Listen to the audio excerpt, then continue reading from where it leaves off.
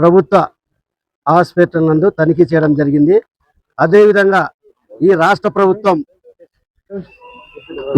ప్రభుత్వం ముఖ్యమంత్రి నారా చంద్రబాబు నాయుడు గారు ప్రత్యేకమైన శ్రద్ధ ఉంచి రాష్ట్ర ప్రభుత్వం ప్రత్యేకంగా నిధులు ఏర్పాటు చేసి రోగులకు ఎక్కడ ఇబ్బంది లేకుండా చూడాలని అధికారులకు ఆదేశించడం జరిగింది. కానీ ఇక్కడున్నటువంటి ఈ ప్రభుత్వ హాస్పిటల్లో కొంత పేషెంట్ల దగ్గర ఉన్నటువంటి మెయింటెనెన్స్ సరిగా లేదు అని చెప్పడం విన్నాను.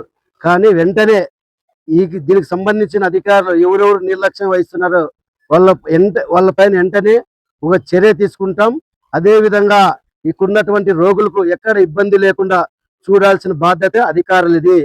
ఎక్కడ నిర్లక్ష్యం చేస్తే వాళ్ళ పైన చర్య తీసుకోవడానికి ఈ రాష్ట్ర ప్రభుత్వం సిద్ధంగా ఉంది.